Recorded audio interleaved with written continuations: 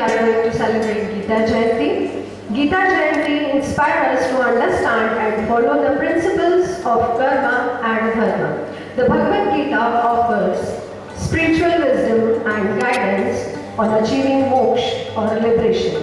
For continue, I would like to call Pramod sir. Pramod sir.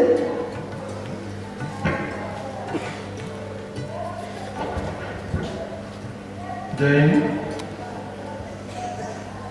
जय श्री कृष्णा। जोर से बोले एक बार, जय श्री कृष्णा। आप सभी को श्रीमद् भगवद गीता जयंती की और अखंड मंडलेश्वर धाम डोंगरवाड़ा में भगवान जगन्नाथ की प्राण प्रतिष्ठा का 1 वर्ष आज पूर्ण हुआ है, वर्षगांठ है, उसकी ढेर सारी शुभकामनाएं।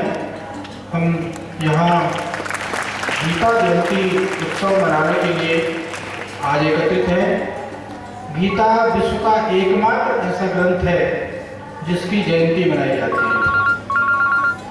गीता महाभारत का एक छोटा सा अंश है। गीता में कुल 700 श्लोक 18 अध्यायों में हैं। गीता का उपदेश भगवान श्री कृष्ण ने कुरुक्षेत्र में उस समय अर्जुन को दिया जब वो विषादग्रस्त हो गए। उन्हें कुछ समझ में नहीं आया कि क्या करना चाहिए, क्या नहीं करना चाहिए। उसमें भगवान ने वो कर्म का सिद्धांत मुख्य रूप से गीता में दिया। और गीता की विशेषता ये है कि जितनी टीकाएं, जितनी समीक्षाएं गीता की लिखी गई, विश्व में किसी भी पुस्तक की इतनी टीकाएं नहीं लिखी गई। और जिस भी व्यक्ति ने गीता का अध्ययन किया उसका जीवन सफल हो गया। आज गीता जयंती के इस पावन अवसर पर हमारे बीच शहर के बहुत ही प्रतिष्ठित स्वनामधन्य रामचरितमानस के मर्मज्ञ श्रीमद् भागवत महापुराण के अध्येता और परम ज्ञानी आदरणीय पंडित तरुण तिवारी जी हमारे बीच उपस्थित हैं। हम उनका यहाँ बहुत बहुत अभिनंदन करते हैं, स्वागत करते हैं कि आज कृपापूर्वक हमारे बीच पधारे। मैं आदरणीय तरुण तिवारी जी से अनुरोध करूँगा कि वो योगेश्वर भगवान कृष्ण का पूजन अर्चन कर आज के इस गीता जयंती कार्यक्रम का शुभारंभ करें। तिलकम ललाट पटले मध्यस्थले कौस्तुभम नासाग्रे वरमौक्तिकं करतल वेणु कर कंकणम चमुक्तावली गोपास्त्री परिवेष्टितो विजयते गोपाल चूड़ामणि।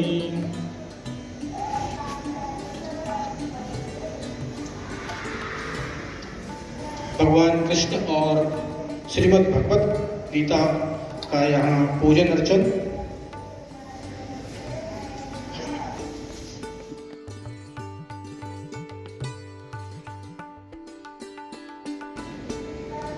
मैं माननीय गुरु से अनुरोध करूँगा कि पूजा प्राप्त अपना।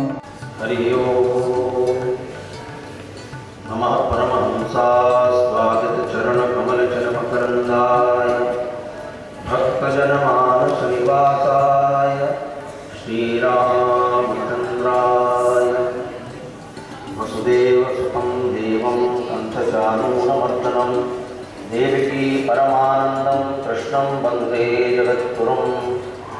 कृष्णत्वदीय पदपंकज पंजरान्ते दैवमेव शतमानसराजहंसः प्राणप्रयाण समये उपवातकत्ते कंठावनोदन विधौ स्मरणं कुतस्ते। योगेश्वर भगवान श्री कृष्णचंद्र की गीता जयंती महामहोत्सव की आज मोक्षदा एकादशी का पावन पर्व गीता जयंती के इस पावन उत्सव के उपलक्ष्य में इस पावन सैम्ब्रिटन विद्यालय के पावन प्रांगण में उपस्थित समस्त सम्मानीय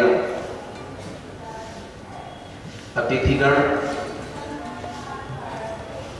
प्रिंसिपल मैडम, समस्त शिक्षक शिक्षिकाएं और उपस्थित समस्त छात्र एवं छात्राओं, आज हम सबका बड़ा सौभाग्य है कि गीता जयंती का ये पर्व हम लोग मना रहे हैं। आज से 5000 वर्ष से भी अधिक समय पूर्व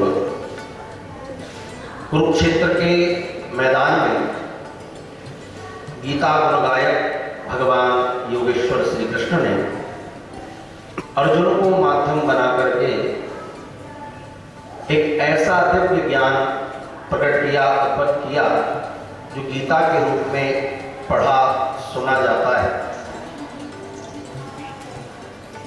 गीता हर एक मनुष्य के जीवन को संवारने का काम करती है।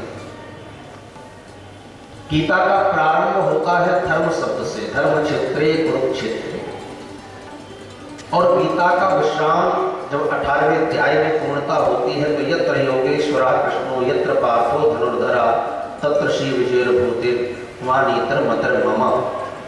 मम शब्द के साथ गीता समाप्त होती है। हम इस गीता से क्या सीखें? तो गीता का पहला अक्षर, पहला शब्द धर्म है, और गीता का अंतिम शब्द है मम। धर्म और मम के बीच में संपूर्ण ज्ञान भगवान श्री कृष्ण ने अर्जुन को दिया। हमारे लिए यही जानना है कि धर्म और मम क्या है, अर्थात मेरा धर्म क्या है। हम जिस भी कार्य क्षेत्र में हैं, क्या हमें अपना कर्म पता है, हम क्या कर रहे हैं? जैसा अभी समाज बता रहे थे कि कर्म की ही बात गीता में की गई, कर्मण्यवाधिकारस्ते मा फलेषु कदाचन। हम कर्म करें, पर हम अपना कर्म पूरी ईमानदारी से कर रहे हैं कि नहीं कर रहे हैं? अगर हम विद्यार्थी हैं तो आपका धर्म क्या है, धर्म और मम, इस बात को हम समझें। अगर हम शिक्षक हैं तो क्या हम अपना धर्म पूरी ईमानदारी से निभा रहे हैं? अगर हम डॉक्टर हैं तो क्या डॉक्टर अपना पूरा धर्म ईमानदारी से निभा रहा है? कोई भी फील्ड में आप हो तो धर्म और मम, मेरा धर्म क्या है, इस बात को सिखाने का काम गीता करती है। महाभारत के युद्ध के मध्य में गीता का ज्ञान भगवान ने दिया। भगवान श्री कृष्ण ने बहुत चाहा कि युद्ध ना हो, परंतु जब स्थिति ऐसी बनी, दुर्योधन को भगवान ने समझाने के लिए दूत बनकर गए, परंतु जब दुर्योधन नहीं माना तो भगवान ने कहा कि आधा राज्य दे दो, तब भी नहीं माना, 5 गांव दे दो, तब भी नहीं माना, कि 5 भाइयों को 5 गांव तो मिलना चाहिए। और दुर्योधन ने कहा सूचकम नेव दास्यामि विना युद्धेन केशव, हे कृष्ण, मैं सुई की नोक के बराबर जमीन भी पांडवों को नहीं दूंगा। तब श्री कृष्ण समझ गए कि अब युद्ध अवश्य संभावी हो गया है, और तब भगवान श्री कृष्ण ने उस युद्ध की रचना बनाई। श्रीमद् भगवद गीता एक ऐसा ग्रंथ है जो मनुष्य को मनुष्य बनाने का कार्य करता है। आद्य गुरु भगवान शुक्राचार्य कहते हैं मनुष्यत्वम मोक्षत्वम महापुरुष संशया। मनुष्यत्व होना बड़ा दुर्लभ है, और मनुष्य होकर मुमुक्षु होना उससे भी दुर्लभ है, और मुमुक्षु होकर के किसी महापुरुष की सन्निधि मिल जाए उससे भी अधिक दुर्लभ है। और ये तीनों का अभिप्राय गीता के अंदर समाहित है। हमारे देश के भारतीय संविधान में कई प्रकार के चित्र अंकित हैं, और कई चित्रों के मध्य में एक चित्र ये भी है जहां योगेश्वर भगवान श्री कृष्ण अर्जुन को गीता का उपदेश दे रहे हैं। ये चित्र भी उस संविधान पर अंकित है। इस गीता का इतना महत्व है, ये जीवन प्रबंधन का कार्य करने वाला ग्रंथ है। हर मनुष्य को गीता की सन्निधि में रहना चाहिए। संविधान जैसे उस स्थान पर जहां भारत के जनमानस को नीति निर्देशक अगर दिया गया, तो वहां पर भी गीता के इस चित्र का उपयोग किया गया। बाकी जितने चित्र हैं वो चित्र हैं, लेकिन गीता का जो चित्र है वो श्री कृष्ण बोलते हुए चित्र है, क्योंकि वहां श्री कृष्ण अर्जुन से कुछ कह रहे हैं, बोल रहे हैं। स्वतंत्रता की जब शुरुआत हुई तो सबसे पहले 1905 में लोकमान्य बाल गंगाधर तिलक, जिन्होंने पूर्ण स्वराज्य की कामना का उद्घोष किया था, और उन्हें प्रेरणा कहां से मिली, तो तब वह भी लिखते हैं कि मुझे भी गीता से ही प्रेरणा मिली। उन्होंने गीता का अध्ययन किया, और उनकी बड़ी प्रख्यात पुस्तक हुई गीता रहस्य। इस स्वराज्य की भावना लेकर उन्होंने गीता का उपदेश दिया। 1909 में जब महात्मा गांधी ने अपनी पुस्तक लिखी हिंद स्वराज। उन्होंने स्वराज को अवधारणा कैसी होगी और भारत की स्वतंत्रता का स्वरूप कैसा होगा, जब उन्होंने विस्तार से इस पर लिखा तो महात्मा गांधी लिखते हैं कि जब कभी मुझे किसी प्रकार का संशय हो जाता था, जीवन में कहीं भी उलझन हो जाती थी, तब मैं भी गीता की ही शरण में जाकर बैठ जाता था और गीता से ही उपदेश लेकर के कौसानी में उन्होंने अनासक्त योग पर एक पूरी किताब ही महात्मा गांधी ने लिख दी इस गीता के उपदेश से। इसलिए स्वतंत्रता और सामाजिक आंदोलन की भी शुरुआत में गीता है। आज अमेरिका दुनिया की सबसे बड़ी शक्ति है, सबसे शक्तिशाली राष्ट्र माना जाता है। उसकी शक्ति का उद्भव कहां से हुआ? जब 1945 को आइटम बम का निर्माण किया, विस्फोट किया, उस समय 16 जुलाई 1945 को अमेरिका ने दुनिया को परमाणु विस्फोट करके बताया। लेकिन इस विस्फोट को करने वाला जो वैज्ञानिक था रॉबर्ट ओपेनहाइमर, जिसने इस आइटम बम को बनाया, परमाणु विस्फोट किया, उसने जब लिखा कि मुझे प्रेरणा कहां से आई, तो वह भी श्रीमद् भगवद गीता के 32वें अध्याय के 11वें श्लोक को उद्धृत करता है कि कालोस्मि लोक क्षेत्र प्रवृत्तो लोकान समान ततर्हि प्रवृत्ता। अर्थात भगवान जो अर्जुन से कहते हैं कि अर्जुन, संपूर्ण सृष्टि का सृजन मुझसे ही है और सहस्त्रों सूर्यों के समान जब रूप में मैं प्रकट होता हूं तो संहार भी मैं ही हूं, काल भी मैं ही हूं, महाकाल भी मैं ही हूं। इस श्लोक से उपदेश लेकर के उस रॉबर्ट ओपेनहाइमर ने एक ऐसे परमाणु बम का उद्धरण किया महाराज, जिसे आइटम बम कहते हैं। कहां से उसे उपदेश मिला? गीता से, और आपको जानकर आश्चर्य होगा, हम लोग जब पढ़ते हैं आपस में, कोई बढ़िया व्यक्ति साइंस के माध्यम से कोई रचना कर देता है तो लोग कहते हैं क्या बना दिया, क्या आइटम बम बना दिया। लेकिन आपको सुनकर आश्चर्य होगा कि आइटम बम बनाने वाले उस वैज्ञानिक ने भी आइटम बम बनाने से पहले 1933 में संस्कृत को सीखना प्रारंभ किया और 1945 में जाकर के उसने उस परमाणु बम की रचना कर। ये गीता हमें जीना सिखाती है। गीता सुगीता कर्तव्या, गीता के महात्म्य में ही लिखा है महाराज, सर्वोपनिषदो गावो दुग्धा गोपालनंदन पार्थो वत्सा सुधी भोक्ता दुग्धम गीता मतम महत्। अर्थात जितने भी उपनिषद हैं, सर्वोपनिषदो गावो, सारे उपनिषद क्या है? बोले गाय है। और दुग्धा गोपाल नंदन, उस उपनिषद रूपी गाय को दोहने वाले भगवान श्री कृष्ण हैं। और उस जिस गाय से दुग्ध निकलता है तो बछड़ा उसका पान करता है, वत्स कौन है? बोले पार्थो वत्सः, वो पार्थ अर्थात अर्जुन ही वत्स है। और सुदृढ़ भोक्ता दुग्धम गीता मतलब है, और निकला हुआ वो दुग्ध, वो अमृत, वो गीता है जो हम सब सुधी श्रोताओं के लिए, सुधी लोगों के लिए प्राप्त हुआ है। ऐसी गीता की उपदेशता है जो गीता हमें जीना सिखाती है। हम लोग बचपन से सुनते आए हैं कि कर्म करो, फल की इच्छा भगवान पर छोड़ दो, कर्मण्यवाधिकारस्ते मा फलेषु कदाचन। कभी कभी सुनकर लगता है कि महाराज कर्म हम करेंगे, फल कोई कैसे भगवान के ऊपर छोड़ देंगे? जब कर्म करते हैं तो इच्छा होती है फल तो हमें मिलना चाहिए, फिर कर्म का फल कैसे प्राप्त होगा? उत्तर मिला, आप गीता का अध्ययन करें, अध्ययन करते करते करते करते गीता में ही उत्तर आपको प्राप्त हो जाएगा। आप जो भी कर्म करते हैं, कर्म करने का अधिकार आपको है। अब आपने कर्म कैसा किया है? अवश्यमेव भोक्तव्यम तथा कर्म शुभाशुभम। आपने कर्म शुभ किया है या अशुभ किया है? अगर शुभ कर्म किया है तो फल भी शुभ होगा, और अशुभ कर्म किया है तो फल भी अशुभ होगा। मान लीजिए आपने परीक्षा देने का समय आया, आपने परीक्षा की तैयारी करी और सिलेबस को आधा ही पढ़ा या 1/4 पढ़ा, और एग्जाम देने के लिए जब गए तो जाते समय आपके मन में एक भाव आता है कि हे भगवान जितना पड़ा है उतने से में ही आ जाए, या जो नहीं पड़ा उसमें से ना आ जाए। ये झंझट मन में बनी रहती है, बेचैनी बनी रहती है। और जब आप पूरा सिलेबस पढ़ करके जाते हैं, पूरी A to Z तैयारी करके जाते हैं, और जब पूरी परीक्षा हो जाती है, पेपर दे देते हैं, सिलेबस खत्म हो जाता है, तब आपके मन से आवाज निकलती है, प्रभु मुझसे जो बना, जितना मुझे पता था मैंने कर दिया, अब फल तेरे हाथ में।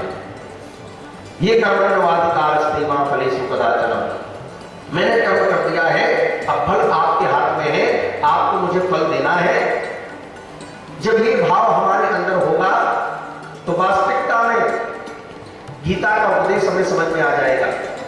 श्री कृष्ण दार्शनिक ही नहीं है, श्री कृष्ण मनोवैज्ञानिक भी है। आपको पता है गीता का उपदेश भगवान ने अर्जुन को क्यों दिया?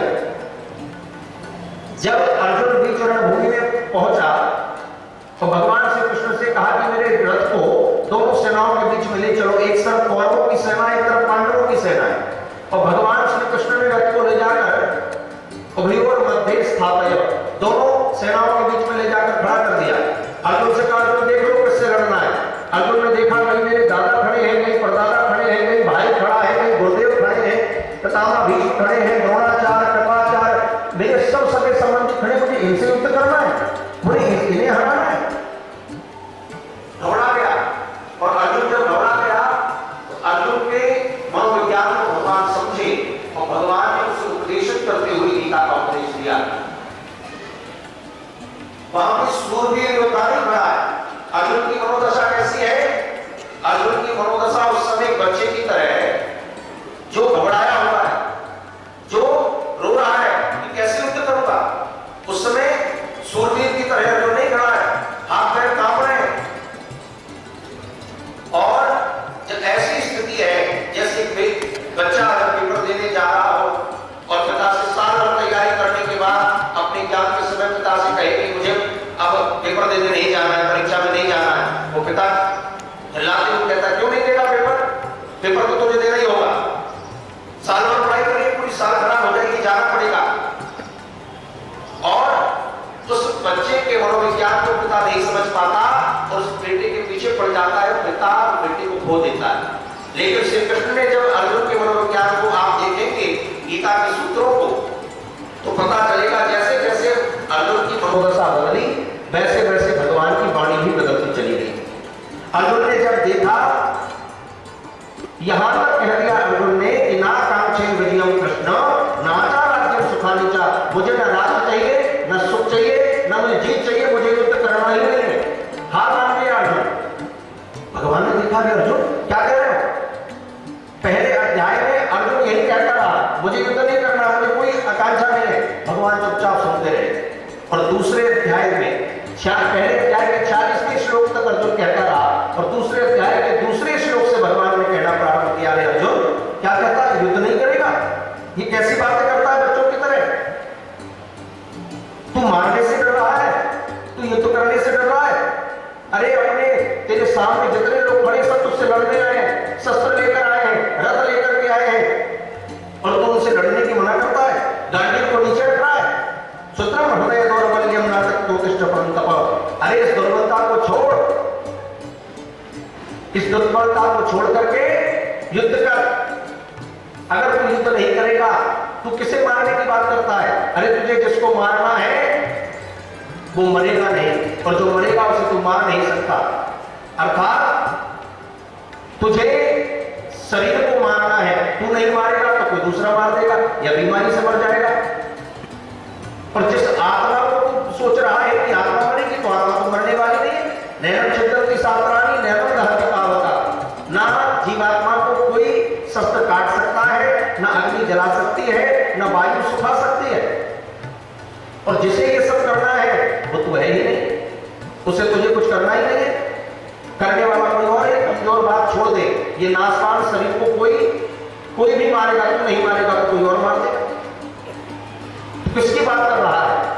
जब भगवान ने कहा कि अर्जुन तू अपने कर्म को कर, पर देखा कि अर्जुन फिर भी समझ नहीं पाए, बोल ही नहीं पा रहे अपनी बात को।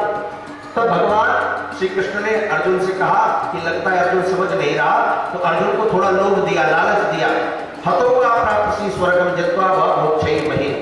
अरे अच्छा मेरी बात सुन, तेरे दोनों हाथ में लड्डू है, अगर तू युद्ध करेगा, मारा जाएगा तो स्वर्ग में जाएगा, और जीत लेगा तो राजा बन जाएगा। दोनों हाथ में मोदक है, तस्मात् शिष्ट कौन्तेय युद्धाय कृत निश्चया, इसलिए उठ और उठकर युद्ध कर। पर जब लगता है कि भगवान का कहा हुआ है अर्जुन को समझ में नहीं आया, भगवान की एक एक बात भगवान समझाते हैं, पर अर्जुन को जब समझ में नहीं आती तो भगवान कहते तू मुझे साधारण मनुष्य मान रहा है, तू मुझे अपना साथी समझ रहा है, अपना मित्र समझकर सुन रहा है। तो चौथे अध्याय में जाकर भगवान समझाते हैं यदा यदा हि धर्मस्य ग्लानिर्भवति भारत अभ्युत्थानं धर्मस्य तदात्मानं सृजाम्यहम्। तू मुझे जो साधारण समझ रहा है, मैं साधारण नहीं हूं। परित्राणाय साधूनां विनाशाय च दुष्कृतां धर्म संस्थापनार्थाय संभवामि युगे युगे। अर्जुन तू मुझे साधारण समझ रहा है, मैं कोई और नहीं हूं, मैं मनुष्य रूप में अवतार लेकर के ही आया हूं। जब जब धर्म की हानि होती है, जब जब होए धर्म के हानि, बाढ़े असुर अधम अभिमानी, तब तब धरि प्रभु विविध शरीरा, हरहि कृपा निधि सज्जन पीरा। मैं दुष्टों के विनाश के लिए आया हूं, बुरे लोगों को मारने आया हूं, अच्छे लोगों का उद्धार करने आया हूं। तब भी अर्जुन नहीं समझा। भगवान समझ के सुनने से नहीं समझेगा, जानने से, देखने से समझेगा। तो 10वें अध्याय में जाकर भगवान ने विभूति योग का वर्णन किया और अपनी विभूतियों का निर्देश दिया। तब भी अर्जुन नहीं समझा, तो भगवान ने अपने विराट रूप का दर्शन कराया, विश्व रूप का दर्शन कराया कि अब शायद अर्जुन समझ जाए, और तब भी अर्जुन के समझ में नहीं आए। तो अंत में झिल्लाकर भगवान ने 18वें अध्याय के 63वें श्लोक में जाकर छोड़ दिया, यदेच्छसि तथा कुरु, तेरी जो इच्छा हो कर ले जाए। और आखिरी में यही बात कह करके एक पिता भी छोड़ देता है। मैं भी अपनी बात यही पूरी कर रहा हूं। भगवान ने यही कहा यदेच्छसि तथा कुरु, तेरी जो इच्छा हो कर। लेकिन फिर भगवान ने सोचा अगर यही मैं कह दूंगा तो ये तो बैठ जाएगा कि मेरी इच्छा तो नहीं है, मुझे युद्ध नहीं करना, क्योंकि ये तो संशय से ग्रसित व्यक्ति है, इससे ऐसा नहीं कहना चाहिए। तो भगवान ने अब दोबारा कहना प्रारंभ किया, लेकिन अब उपदेश नहीं दिया, अब भगवान ने संबल दिया, अब भगवान ने आश्वासन नहीं दिया, अब भगवान ने अगले श्लोक से उसे भरोसा दे दिया। और 18वें अध्याय के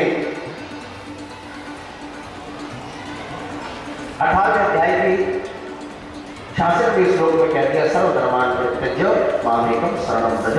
कहने का अभिप्राय सिर्फ इतना ही है कि गीता हमें यही सिखाती है, हमारे मनोविज्ञान को समझना सिखाती है। इसलिए हम सबको गीता पढ़नी चाहिए, जितना समय मिले।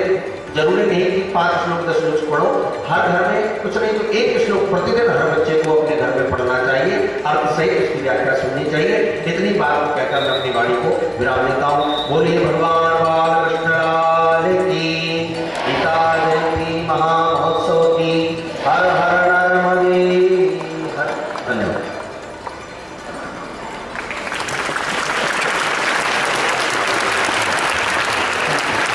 बहुत बहुत धन्यवाद आदरणीय मुझे। बहुत अच्छी तरह से गीता के इतने गूढ़ ज्ञान को सरल शब्दों में, सहज शब्दों में जो आपने समझाया। बहुत कुछ सुनने की इच्छा थी हमारी भी, बच्चों की भी, लेकिन समय की अपनी मर्यादा है। भविष्य में जब ईश्वर की ऐसी इच्छा होगी, कृपा होगी, तो फिर आपसे विस्तार से हम इस ज्ञान चर्चा को, ज्ञान सत्र को आगे बढ़ाएंगे। मैं सम्मानित प्राचार्य मैडम श्रीमती प्रेरणा रावत जी, आदरणीय सिंह सर, आदरणीय रघुवंश जी सर से अनुरोध करूंगा कि गुरुदेव का स्मृति चिन्ह देकर सम्मान करें और हमें सहज ज्ञान गीता का प्रदान किया। इसके लिए हम उनका जय हिंद एवरीवन। जोर से जय श्री कृष्ण। हमारे प्रांगण में पधारे अतिथि पंडित तरुण तिवारी जी, मैं उनका हृदय बहुत बहुत आभार व्यक्त करती हूँ कि उन्होंने अमूल्य समय में से कुछ समय हमारे लिए, हमारे बच्चों के लिए निकाला। और निश्चित रूप से जो उन्होंने गीता का ज्ञान आज यहाँ प्रेषित किया है, संबोधन दिया है, वो कहीं ना कहीं हमारे विद्यालय के लिए, हमारे बच्चों के लिए उपयोगी होगा। उसका मर्म समझकर बच्चे अपने कर्तव्यों को कर्तव्य निष्ठता से पूरा करेंगे और आगे बढ़ने का प्रयत्न करेंगे। फिर से आपका बहुत बहुत आभार एवं धन्यवाद। और गीता जयंती महोत्सव की सभी को हार्दिक शुभकामनाएं। धन्यवाद।